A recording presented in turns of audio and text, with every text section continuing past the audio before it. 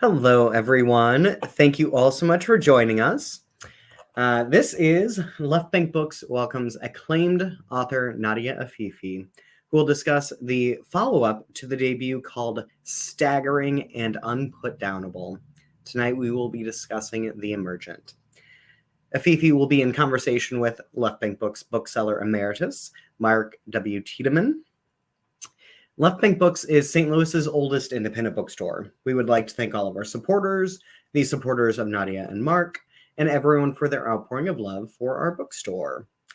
Left Bank Books offers in-store shopping, curbside pickup, and delivery to anywhere in the country, anywhere in the world. We are happy to be able to bring our event series virtual. We believe that events are a way to expand your mind and bring in new thoughts to make the world a better place. We hope that you enjoy this event, and we hope that you support Left Bank Books by purchasing a copy for you or for all of your friends on our website, left-bank.com. Purchasing a copy of the book from Left Bank Books allows us to keep our bookstore and staff operating, so thank you so much for your support. I will add that we are doing some in-person events now, and we have a lot planned for the rest of May and early June, into June, late June even. So you can check out our event calendar at left-bank.com. For everyone joining us from afar, a lot of our in-person events will be hybrid. So we will be presenting the in-person event to the virtual world, and we are very excited to be able to do that for you so that our audiences near and far can find the event and enjoy along with the rest of us wherever you are. I am Shane Mullen. I'm the event coordinator for Left Bank Books. We produce hundreds of author events each year with a fantastic team here in St. Louis. We will be taking questions from you, the audience, at the end of the event, so you can type your questions as a comment, and you can do that at any point in time throughout the event. Be sure to follow Left Bank Books on Facebook and YouTube to be notified about all of our fantastic events. And now about tonight's book. The scintillating follow-up to The Sentient, which Publishers Weekly starred review called a staggering and un-put-downable debut, offers a fresh and feminist-forward take on cloning. Afifi's staggering and un-put-downable debut offers a fresh and that is the exact same thing I just read. This riveting debut is a must-have for any sci-fi fan, and that is about the first book in the series. Amira Valdez's adventures continue in the sequel to The Sentient, as she finds herself in unprecedented danger. The ruthless new leader of the fundamentalist Trinity compound seeks to understand his strange neurological connection with Amira and unleash an army on an unstable North America. The first human clone has been born, but thanks to the mysterious scientist Tony Barlow, it may unlock the secret to human immortality or disaster. Together, Amira and Barlow form an uneasy alliance in pursuit of scientific breakthroughs and protection from shared enemies. But new discoveries uncover dark secrets that Barlow wants to keep hidden. And now, about our authors this evening. Nadia Afifi is the author of The Sentient and numerous science fiction short stories. Her debut novel was lauded as staggering and un-put-downable in a starred Publishers Weekly review and recommended by Booklist for readers who love a thrilling narrative and welcome moral and philosophical questions in their science fiction. Analog magazine described her as a brand new voice in her field and one you should become familiar with. The Sentient is the first novel in a near-future series about a controversial cloning project, human consciousness, and a high-stakes conflict between religious fundamentalism and science. Her short fiction has appeared in the Magazine of Fantasy and Science Fiction, the Bahrain Underground Bazaar, and Abyss and Apex with Exhibit K. Nadia grew up in Saudi Arabia and Bahrain, where she read every book she could get her hands on, but currently calls Denver, Colorado home. She is a member of the Rocky Mountain Fiction Writers Organization. Her background as an Arab American who lived overseas has inspired her fiction writing, particularly her passion for exploring complex social, political, and cultural issues through a futuristic lens. When she isn't writing, her time practicing and falling off the lyra aerial hoops hiking through Colorado's many trails, jogging through Denver's streets, and working on the most challenging jigsaw puzzles she can find. She also loves dogs, travel, and cooking. You can follow her latest musings and adventures on her website, nadiaafifi.com, Twitter @nadoodles or nadoodles, or Facebook, Nadia Writes Sci-Fi. And I will also point out that Nadia is from, or has roots in Missouri as well, and we are happy to welcome her back to St. Louis this evening. Since 1990, Mark W. Tiedemann has published 11 novels and a collection, as well as 66 short stories. Compass Reach was shortlisted for the Philip K. Dick Award in 2002, and Remains was shortlisted for the James Tiptree Jr. Award in 2006. For 5 years, he served as president of the Missouri Center for the Book. Recently, he has placed a new novel with Amphora Press to be released sometime next year. Congratulations, Mark. Recently retired from Left Bank Books, he is working on new stories. And now, if you all would please help me in welcoming our fantastic and wonderful guests for the evening, we have Nadia Afifi and Mark Tiedemann. Hello. Hello. Great to be here. Welcome. This is a delight. Nadia and I have spoken before about her first novel, so this was a particular pleasure for me. I just got my copy of this last Saturday, so I've spent the last few days just sort of hip deep in it, and I enjoyed it very, very much.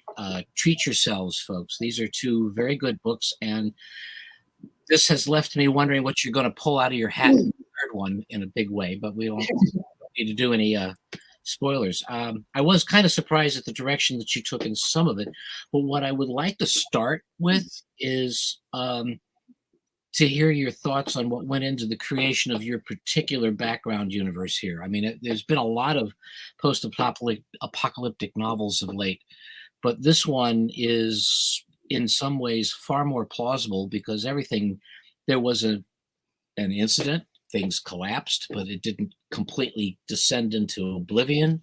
And we've got an up and running functional civilization that looks sort of like the one we've got right now with a couple of odd components stuck. It's almost as if the scientific community, as personified by Aldrich in this, has become its own fundamentalist compound. Mm-hmm. And so I'd like to let you talk about building that world a little bit. Yeah, the world building was definitely a big part of the initial writing of the Sentient, and because I knew it was going to be a trilogy, and I knew it had to be a very rich, complex world that I wanted to spend a lot of time in. And yeah, when I was starting to write the Sentient, that was like all the way back in 2013. I was reading a lot of kind of apocalyptic dystopian kind of fiction, like The Road and books like that.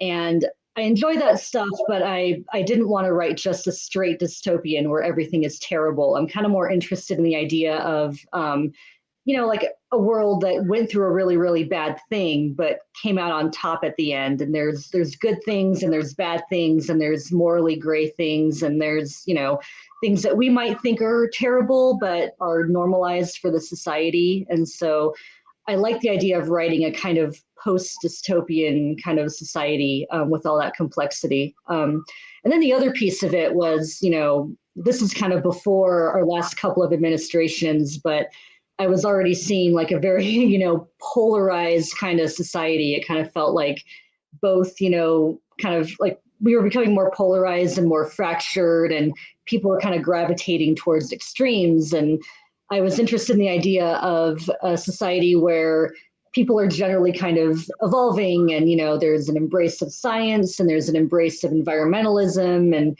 society kind of moving in a certain direction, but a subset of the population kind of feeling very left behind by that, kind of unable to adapt to the times.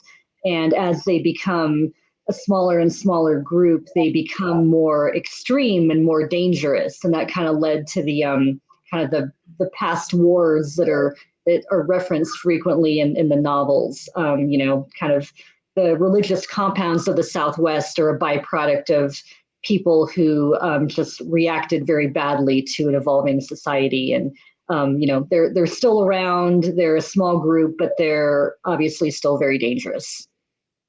Okay, yeah. Drought wars figures Yeah. in all of this. Also, their survival is, while they would eschew the technology that they consider evil, clearly they're using it. The use of a hallucinogenic to keep the faithful bonded to them was thought, reminiscent of so many great science fiction novels, but in this particular usage, it's a little scarier because it's a little closer to home. The chimera. Let's just give everybody that great, wonderful experience of touching the Godhead, and we could do it with this handy pill, so to speak. And then the connection between the group of scientists that known as cosmics and the fundamentalists, that reminded me so much of old colonialism. The underground attempts at controlling fringe groups by making deals with the power brokers. Can you keep them all in line? Very clever. And then the ultimate thing is that they both think they've got a beat on the same thing, but with their different protocols, they describe it differently. And no, it was a fun ride through an ideological minefield in a lot of ways. Yeah. What particular aspects did you find the juiciest in that formula? Yeah, I think it would have been very easy to write a novel where you have a bunch of religious fundamentalists on one side and then a purely secular scientific side on the other. But pretty early into writing The Sentient, I realized that I didn't want to do that. And there's a character in the first book who says something to the main character, Amira. Says, there's always danger where we try to fill in the gaps in our knowledge, like trying to like answer the unknown questions and filling in a good story to do it. And, the compounds obviously represent a more kind of traditional religious fundamentalist society. They do use technology to their advantage, and it's not like a modern religion. I mean, they believe in the multiverse, which has been kind of proven through science in this futuristic world. And, they believe things that are different from what modern, I think, religious fundamentalists believe. But they're also more traditional. They want to enforce gender roles. They want to, punish outliers in society and minorities. And they're very, our way is the right way. But the cosmics are not that different from them, and they're kind of revealed to be a bit of an offshoot of the compounds, but they have a more kind of modern kind of framing of things, and they don't enforce gender roles and that kind of stuff. But something Amira kind of discovers as she's sort of caught between these two movements is they're not that different in some ways, and they're both kind of dangerous in different ways. But yeah, it all kind of stems from that same place of, we still don't know what happens when people die. We don't have, we don't have the answers to the big questions, and both the cosmics and the compounds are trying to, fill in that gap and end up, manipulating people and doing what they can to hold on to power as a result of that. So that was a fun kind of idea to explore and play around with. And then when I kind of got into the history of the two and like the colonialism element, there was just a lot to work with there. Yeah. And you throw Barlow in the mix, who is one of those great pragmatists. Who says, it's all well and good to be searching for the afterlife, but I'd rather have it here and now. Yeah. But he very skillfully plays off both sides against each other in order to get his way. Do you conceive of him as actually having a passion, or is he just a selfish gnome that's single-handedly or single-mindedly pursuing his own immortality? Um, that definitely comes up more in book 3. So without giving too many spoilers there, yeah, about Barlow. It feels more complex than what's presented so far. Yeah, he is a very complex kind of like a anti-hero slash villain, but I would say that he really does believe in what he's doing. He's a person with a singular obsession. He thinks there is a shot to basically make humans an immortal species, that death doesn't have to be part of our condition and our experience. And he's got a personal motivation, but I think he's also firmly in sort of an ends justify the means kind of person. I mean, if he's right and you can truly end death and allow every generation going forward to kind of live forever, live as long as they want to, kind of in recurring bodies, then in his mind, it's worth a little bit of upfront cruelty and a little bit of upfront suffering. The end goal for humanity is going to be greater. So he tells himself that, and he does that reasoning. I just love people. Thank you for making advice for me like that. If this is a spoiler for the third book, then we can move on to something else. But the way I'm reading it so far, the cloning technology that you've developed, from my take on it, all of the clones are going to end up female. Mm-hmm. Yep. The way it currently works, yes, only female people would be able to kind of pass on their consciousness to another body, and that does get explored in book 3. And whether it could be expanded to include people who can't get pregnant, and that also becomes a source of conflict and tension. And obviously, that's also something that threatens the ideology of the compounds, because they're very into kind of controlling women and controlling females, and cloning is a kind of a philosophical threat to them for that reason. Oh, well, yeah, an existential threat as well, because if the only thing left at the end of the century is women, so the issue, different kind of world for sure. oh yeah, no, it's got kind of a flavor of Kate Wilhelm's "Where Late the Sweet Bird Sang" to it.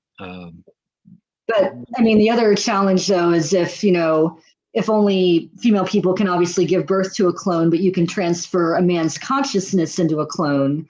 Yeah, that was kind of where I was going with it, because how's that trick going to work? Possibly, holomentically. And Amira, she is the character at the center that just simply wants autonomy. Yep. Doesn't want to serve any ideology. She doesn't want to be trapped in any kind of program. And even if it's for the betterment of people, and I see her heading toward radical revolutionary, because she's not being given a choice in that. Yep. That's a good guess. Okay. Yeah. I'm happy to expand further without getting spoilery too. Okay. But yeah, I mean, she kind of begins the story sort of looking for her own personal achievement. She wants to be a successful holomentic reader, which is like a person who can basically read and interpret people's memories and display them on a hologram, kind of this like a futuristic version of therapy. And she wants to get into space and work there. And a lot of that is driven, I think, by a desire to escape from a world and a society that's made life very hard for her. She kind of sees space as a final frontier where she can be different and people can be different. And then in book 2, and really at the end of book 1, she's kind of confronted with more of a kind of morally murky reality. It's no longer just compounds I grew up in are bad, society that rescued me is good. She's kind of seen all of the kind of the murkiness and the shadiness of the world and Aldwych that she has to operate in. And that kind of throws her for a loop at the beginning of book 2. She's a little bit lost and adrift. And then she spends a lot of book 2 trying to, navigate that complex environment and kind of toe the line and work with Barlow and work and, kind of protect herself and the people around her. And by the end of book 2, she's kind of hurled in a different direction, and she learns she needs to be more confrontational and more of a push for systemic change, not just looking out for herself and her own interests, but looking hard at the society that she lives in and the things that don't work about it, and be a catalyst for changing those things. And she is a very unique person in that she has the power to do that. She's unique also to adapt extremely quickly to situations she has no experience with. Yeah, kind of a consummate survivor. Yeah, particularly in how quickly she grasped the educational aspects, because she escapes from the compounds, presumably basically just able to read. Yeah. And within a couple of years, she's doing this extremely complex thing. So I'm suspecting now, I'm guessing that may have been a byproduct of what happened to her and Resnick, that it lit some faculties up a little bit more than they would normally have been, because she's not quite the chosen one as we see in a lot of fiction, but she's certainly different. Yeah. Due to past experiences beyond her control, she has a different kind of mind and a different kind of consciousness that allows her to kind of be outside of herself and her own experience more than the average person. And it can be a curse for her in some situations, but also a huge asset in others. And definitely in the third book that I'm writing now, that comes into play a lot and ties up things. Okay. The other thing I thought remarkable is, as I'm reading these things, that the political situation, clearly the United States in some form survives. Mm-hmm. And then you've got the compounds, which look kind of like they've been given quasi-national status, Mm-hmm. left alone. But it's the Aldwych establishment that fascinates me, where you've actually accorded the scientific community a place where they can be their own policeman. Yep. And that strikes me as unique. Certainly makes sense given certain political directions that we could even see now. But how would you have, what is this? Threat, bribery? How did that come about in your universe? It gets touched on a little bit in book 3 as well. But basically there were a kind of confederation of scientists who had a big summit in Anchorage, Alaska, with government officials, and they managed to kind of negotiate almost like a Vatican City of science, and that's kind of what Aldwych is. It's like a kind of a city-state within a city, within a kind of broader federal structure. And they have a large degree of autonomy, like not unlimited autonomy. If they threaten the interests of the wider city or of the wider government, if they invite too much trouble, they might learn the limits. But for the most part, they are kind of allowed to operate within themselves. So it is something that kind of came about because of the cataclysm and the drought wars. There was a push to kind of have scientific breakthroughs to fix environmental problems, to push the frontiers of space, to help us colonize the solar system. And the folks in Aldwych were able to say, hey, we can make this happen if you kind of give us leeway. And so, you kind of have these like scientific corporations that operate within Aldwych, and they want to make money, and they also want to push the boundaries of science, and they kind of juggle those two things together. And they have a lot of power as well over the space stations that orbit the Earth in my world. And, each station kind of has a different research specialty. And they also have a lot of autonomy and power within space that they exploit in many cases. Yeah, there were how many of those the harbors, the beanstalks. You've got the Pacific parallel and the Atlantic parallel. Yeah, That's the only two? those are the only two. Yep. Okay. Impressive piece of engineering. They would be the ones that would be the gatekeepers, right? Correct. Yeah.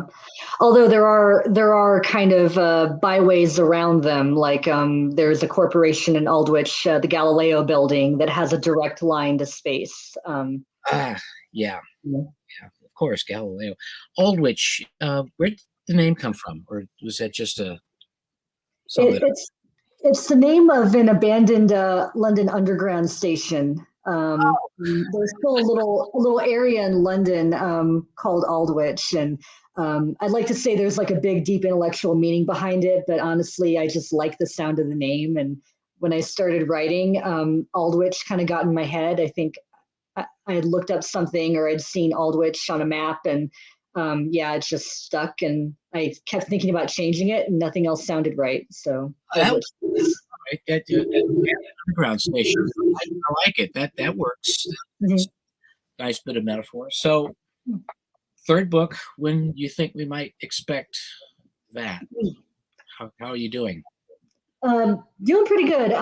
My deadline to turn it in is the end of June, so I'm polishing up the final chapters now. I know, yeah. As an author, like that that Yeah. curdling dread of a deadline. But yeah, my publisher doesn't have an official date yet, but I'm hoping within a year, maybe a little bit over a year.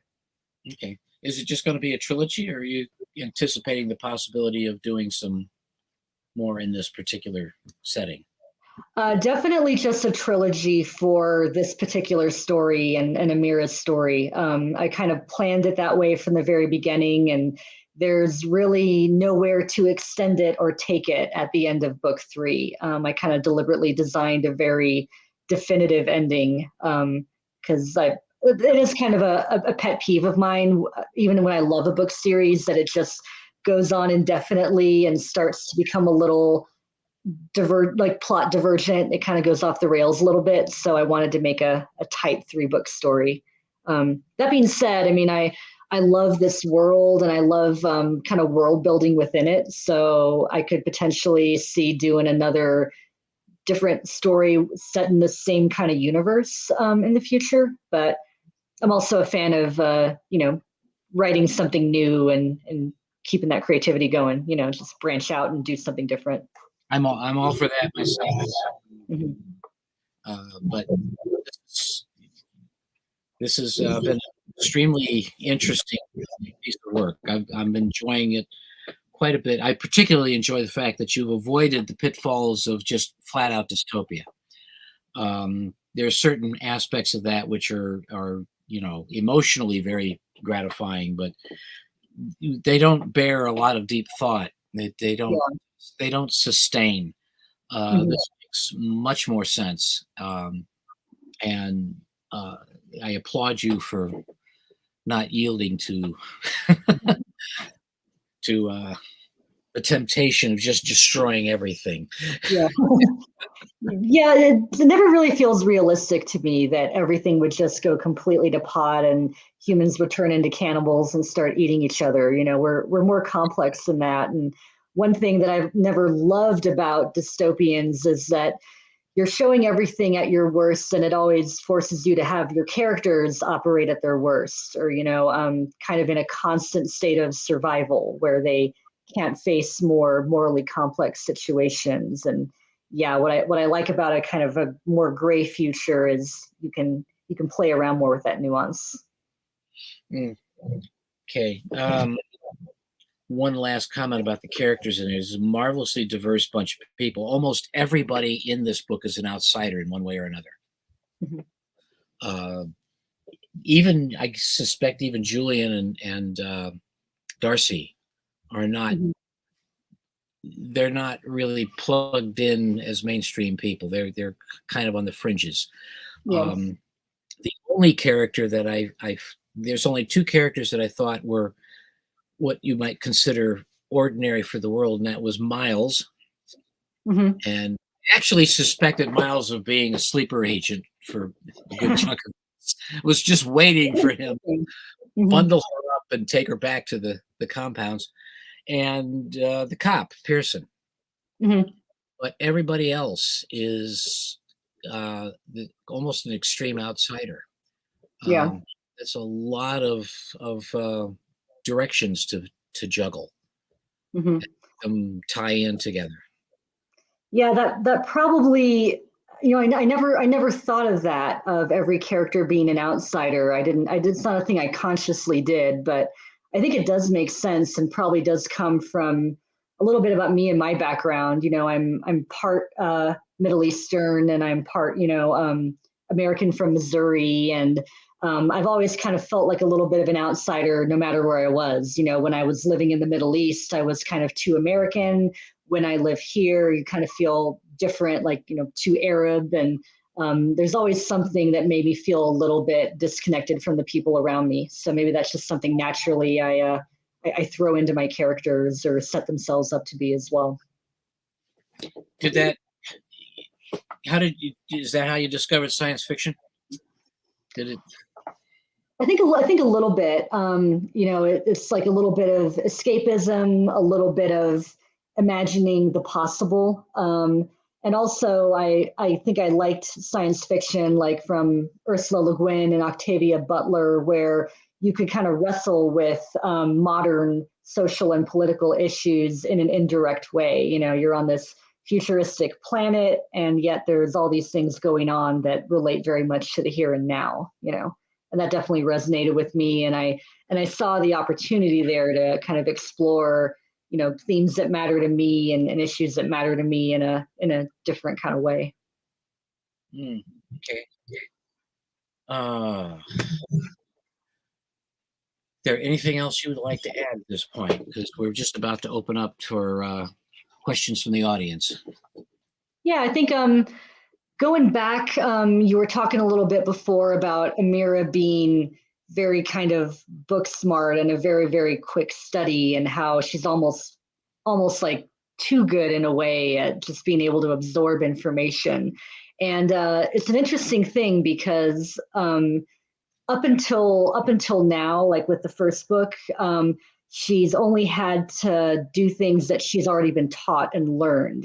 She kind of went to this elite academy in Westport, became a master of neuroscience, learned all these other tricks. And at the start of book 2, she's kind of in a new scientific frontier where the first human clone has happened. That's never happened before. Nobody quite knows what that's going to mean scientifically. And you've also had this kind of minor book 1 spoiler, this kind of diabolical and covert experiment to transfer consciousness from one human being to another to see if a person's consciousness can survive in another body. And that's also new territory. So she has to kind of, not just apply what other people have taught her, but push the boundaries of science and push things in new directions. And I think that's where her kind of brilliance really shines, but it also strains her in ways she hasn't been before. So I enjoyed writing that. When you have a kind of a character who's very, very good and very competent at something, it can kind of, I think, become a bit of a Mary Sue trope, or it can become a little bit too easy and lazy. And you have to kind of push and torture your characters in different ways to make them interesting. Well, her blind spot is not knowing what people are going to do around her, and that kind of grounds it. She's blindsided by the unexpected from the people that she's working with. Even when she knows science and she knows the technology, she doesn't know what's happening next. Yeah. So she's not a politician like Barlow is. Barlow's kind of the consummate weaver and navigator. He knows how to play and manipulate people, and she's out of her league dealing with him. He's frightening. I mean, he's somebody that you really, really, really want on your side, but you'd really, really not have to be in a position to have to need him on your side. Hello. All right. So we do have a couple. Well, we have one question from the audience so far, but for those of you watching at home, go ahead and type in your questions. I'm certain that you have them. I have a couple of my own as well. And we have plenty of time for questions. So I'll share a couple of comments as well. I don't believe that this is their actual name, but Pool Noodles says, just got a copy of book 2.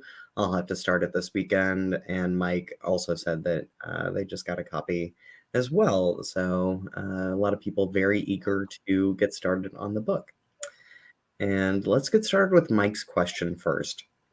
Well, actually, I'm going to ask one of my questions, so that you have a little bit of time to think about it. So, as several people in the St. Louis literary world are aware, I am recently diving into sci-fi fantasy, and I am loving it. Like, let me just be very clear. So I thoroughly was like very intrigued by your book and will have to pick up the first book in the series because it sounds very much like something that politically active people will definitely get a lot of out of, especially today. So I think that your book plays very well into the current, unfortunately, the current political climate. But my question, so that you have a little bit of time to think about it, is what other things should I be reading? And Mark has not been working at the bookstore for a couple of months, so therefore I have not been able to get his expert. But I've been recommending books to you for years. I know, and now I'm finally reading them, Mark. Okay. So while you're thinking of books that you have been reading, because that is the hardest question that I ever get asked, let's get to Mike's question. So Mike asks, given the parallels with existing radical factions in the RW, will you give us a potential path out of our own messes? A potential path out. Not in book 2, but in book 3, kind of as we were talking about before, where Amira starts to become less passive and, kind of try to fight against systemic and structural issues. Yes, to a degree. I don't think there's ever simple solutions to fixing problems, but you definitely see a change where Amira stops operating like an individual and a lone wolf and kind of learns to plug into wider societal and cultural issues that are happening around her and learning to kind of work with people and work with organizations and movements to achieve common goals. That was kind of a thing I became conscious of as I was writing the trilogy, that I was kind of starting off writing a sort of good individual, bad individual, try to fight each other and somebody wins. And then I realized I've got a really big complex world here and I've got to pull that into the main conflict, and that's got to be part of the ending. So to me, and so I'm very familiar with like the plotter pantser and the mystery world, and it seems like that doesn't really exist in the sci-fi world. Like you can't just, a lot of authors can't just fly by the seat of their pants to write an entire trilogy world giant kind of creation. So I'm wondering if you like how you map it out, and like, is it just like a giant board in your house with all these like ideas and details and things like that, or I've talked to authors that have like this wiki page that they build for their world, which is really interesting to me as well. I am way too lazy and impatient to do a big board or like meticulous notes. I tend to do the minimum plotting possible, just because I am a natural pantser. I kind of like to, take a character, take a concept or an idea, and just start diving into a novel. But then pretty quickly I do have to put some structure around it and some plotting, and especially with this book, this series being a trilogy. Like about halfway into book 1, I'm like, I gotta plan out book 2 and book 3 and know in general where I'm going. It's okay if little details in the middle change, or one thing I discovered when I was writing is there were characters that I kind of intended to be little minor side characters, and then it's like, oh, I really like these people and they really play well off of this other character, and they got bigger roles. And people who were going to be killed off ended up living, and people who were going to live ended up being killed off. And so I made those changes. But like I do have kind of like an Excel spreadsheet and some notes that I use for the big plot points. And I'm going through that now as I finish off the trilogy. But a lot of the world building kind of just stewed in my head. And then I am a believer in kind of world building a little bit on the fly, like not crafting every single detail and backstory piece up front. I think it's okay as a writer to write what you need to fill in as you're writing the book. Like, okay, I need to flesh out this part of the world, or I need to explain more about the economy and the politics. And okay, well, what do I need to plan for then? So. And do you find similar style and similar kind of planning technique for short stories as well? A little bit, although I think world building is even less of a big deal for me in short stories, just because you're so economical. You have to be so economical in your writing that I don't really plan as much, up front. Again, I kind of have I have a concept and I have an idea, and sometimes, you got to have like a fascist government in the background that's controlling things, or you got to have this big technological breakthrough, and you obviously think about that stuff up front, but yeah, I don't write big billboards or crazy notes for a short story. I kind of come up with my idea and I see where it takes me. Now I want to get back to my first question, because this ties back around, because Mark's book, Gravity Box and Other Spaces, was kind of my first re-entrance into, I read sci-fi fantasy when I was younger, and then just fell out of it for high school, college.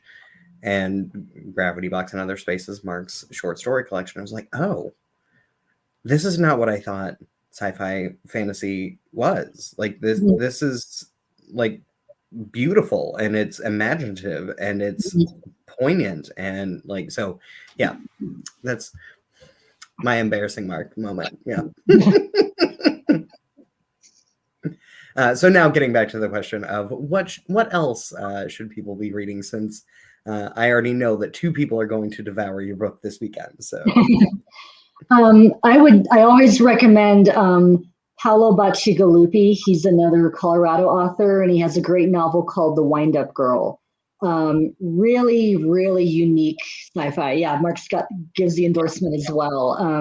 Kind of set in a futuristic Thailand. It gets into I think biopunk is the genre I've heard it classified as within sci-fi. It's very into genetically modified food and, synthetic people, and just there's so much going on. It's such a complex, full story, but it's fascinating. And I remember being sad when I was getting to the last couple pages that it was ending. So that's a great one. Octavia Butler is excellent. Really all of her books, just the way she, explores future worlds and brings racism and sexism and, a lot of big ideas and big structural oppression themes into her writing in such a seamless way, is awesome. Another recent one, a trilogy, the 3-Body Problem and the Remembrance of Earth's Past trilogy by Shujin Lao. I probably butchered his name, but yeah, that is awesome hard sci-fi. It was almost too hard sci-fi for me when I read the first book. It's really, really science heavy, but it imagines an alien invasion in a really unique and interesting way, and kind of how humanity deals with this impending invasion that's coming into Earth. And yeah, it just keeps going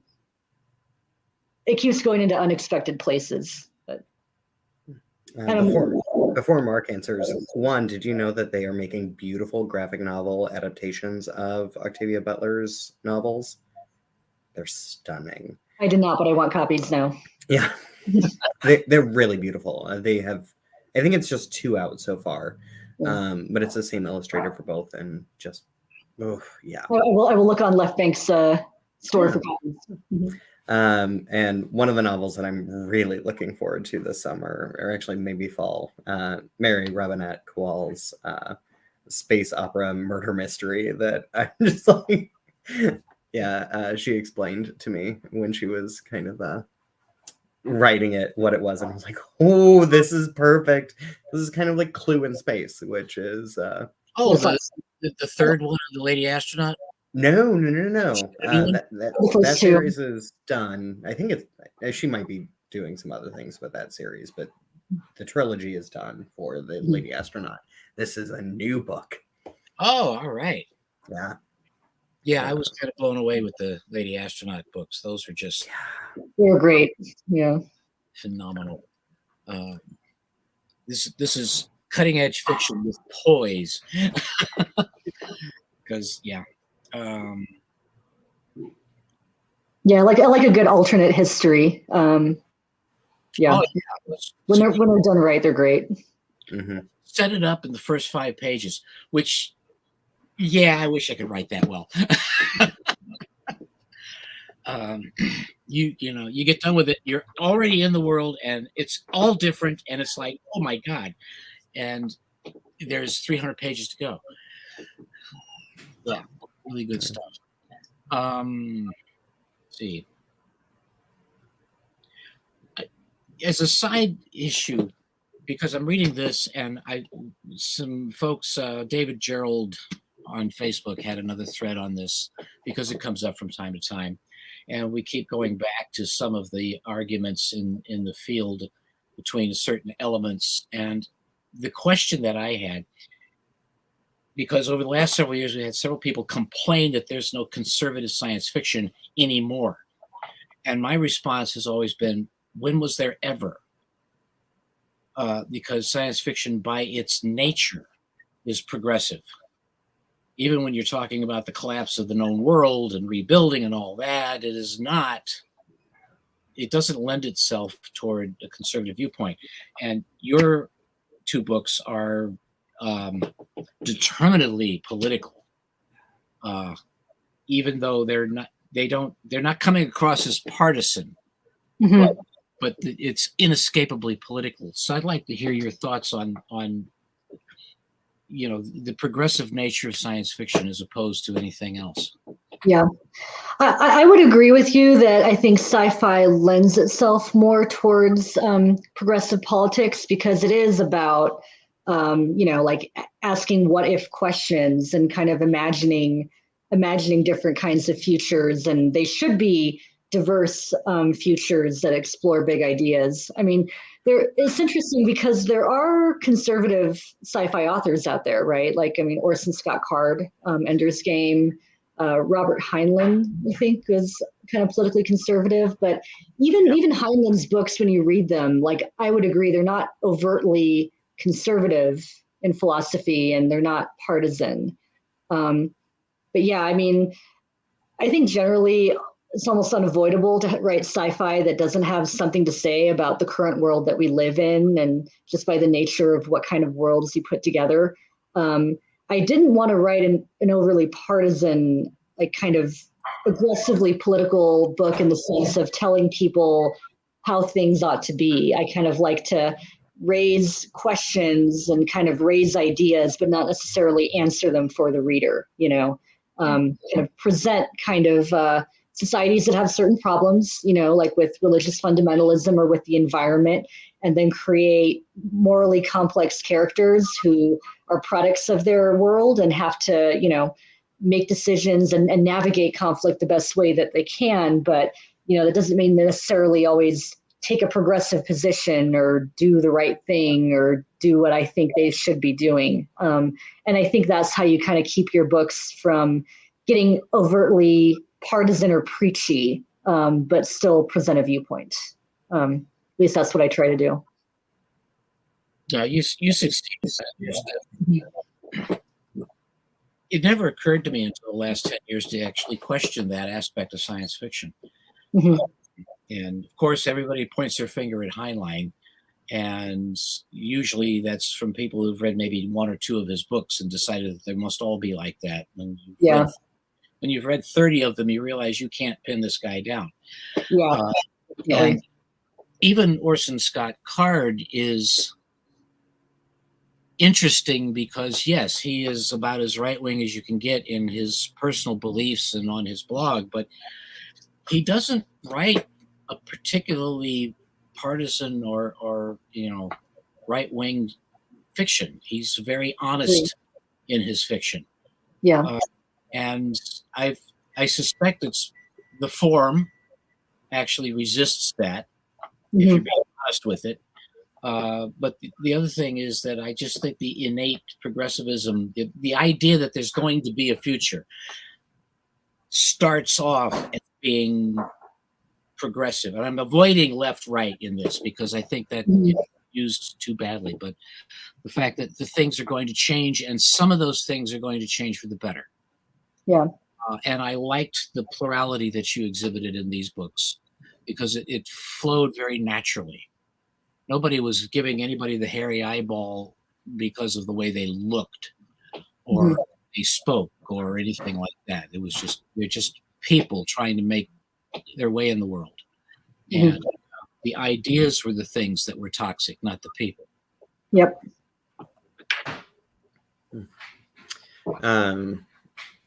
Do you think a lot of that has to do, Nadia, with your kind of having a greater view of the world than your standard, like, middle American?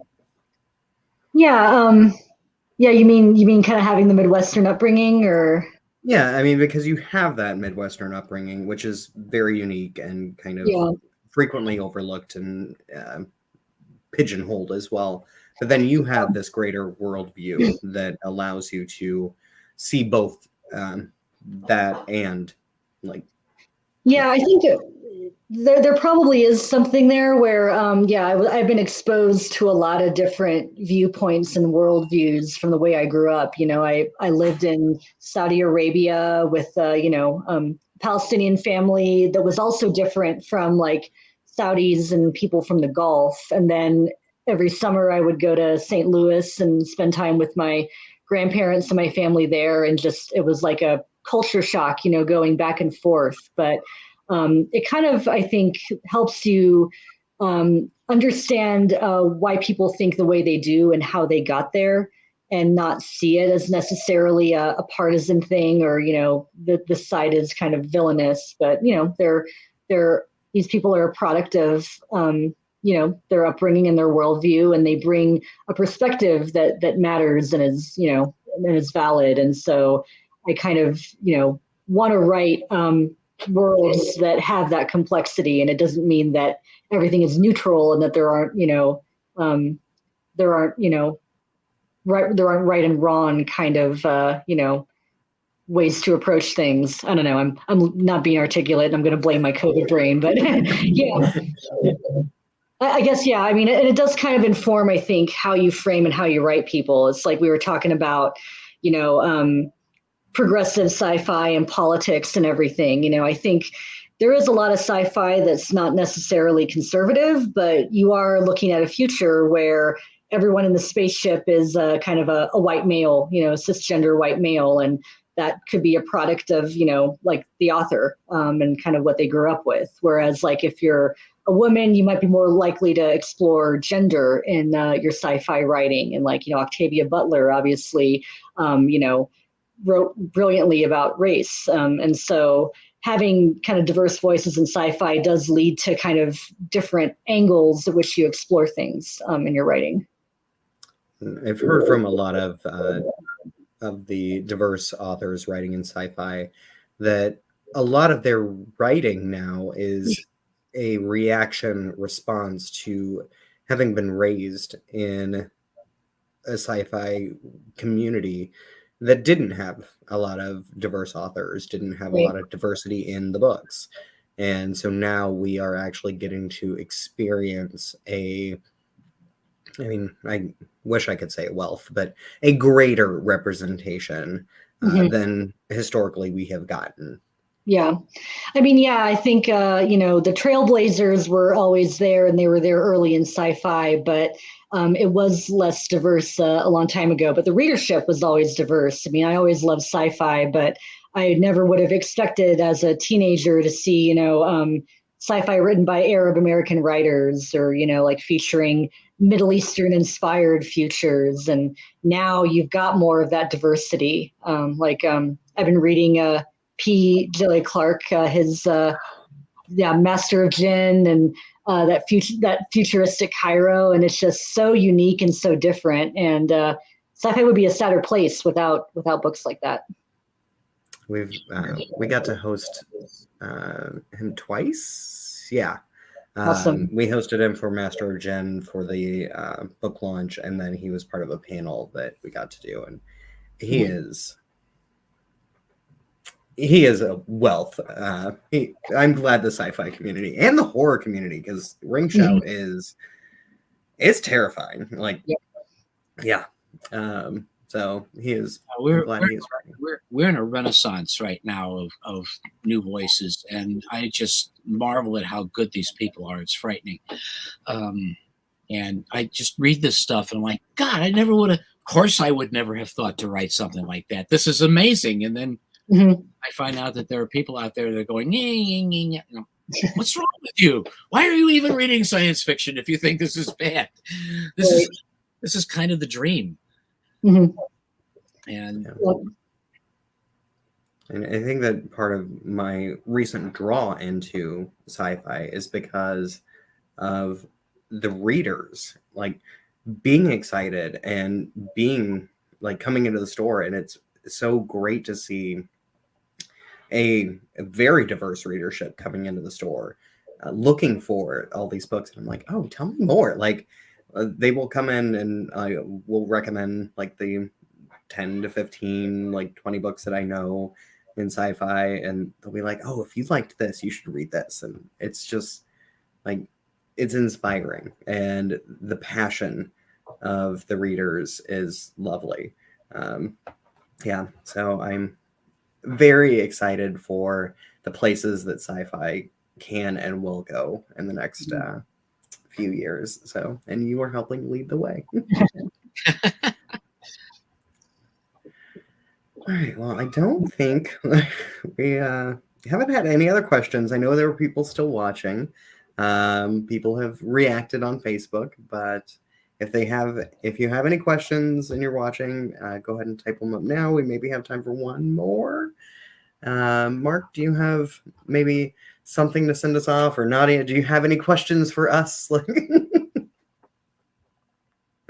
Yeah, I don't think any questions, but yeah, thank you both, Shane and Mark, for hosting me, and Mark for being an awesome conversation partner with this. And it's just been a blast. I've had a great time. I guess I will say that if you are really interested in Nadia's books, Mark, your reading group, Great Novels of the 22nd Century, read the first one for your reading group, which is part of. And Nadia joined us for that evening. It was a great evening. So for the people watching, if you want to join a community of sci-fi readers, our reading group, Great Novels of the 22nd Century, is meeting virtually because we are living in a futuristic virtual world where authors can join us from Denver and we can be in St. Louis. So yeah, I'm on the International Space Station. I don't know if you realize that. Oh, I didn't know you would. I didn't know that's where your retirement took you, Mark. Well, it was expensive, but expensive but worth it. Yeah, well, they questioned this, and we had to negotiate. But yeah, I must bring my entire library with me to the space station. Yeah, I mean, I don't have a dog. So. Okay, here we go. This is the question that we are going to end with, and then I will send us off into the night. Pool Noodles says, after book 3, any ideas for what you want to write next? Or are you too in the throes of writing the 3rd book? Oh, I already have my next book lined up. I've actually had the idea stewing in my head for a while, and once I'm kind of finished with the trilogy, I'm going to be jumping into it. It's actually kind of like an ensemble kind of story. So instead of a main character, it's multiple characters, but it is a guild of time travelers. So gonna get a little bit into time travel, although not time travel where they can go back into time and change things, because I have a problem with that kind of time travel, but seeing the past and observing what occurred previously, and how governments and corporations and other entities try to use the abilities of this time travelers guild. So at the moment, it's an idea with a set of characters, and I'm sure as I'm writing it, I will change things as I go, because like we talked about, that's what I do. But yeah. All right. Well, I want to thank you so much for being able to join us this evening. Mark, I want to thank you for leading the conversation. And I also want to thank everyone watching tonight for turning out. And Nadia, I also want to thank your publisher and publicist for being so incredibly wonderful to work with through the process. And I wish you so many congratulations. The book just came out yesterday. Today is still Wednesday, right? Yeah, so your book just came out. So we are a day late for the book birthday, but really want to congratulate you and wish you the absolute best for this book and for book number 3. Thank you so much. Thank you. All right, well, have a great rest of your evening, everyone watching, and we hope to see you again really soon. Bye-bye.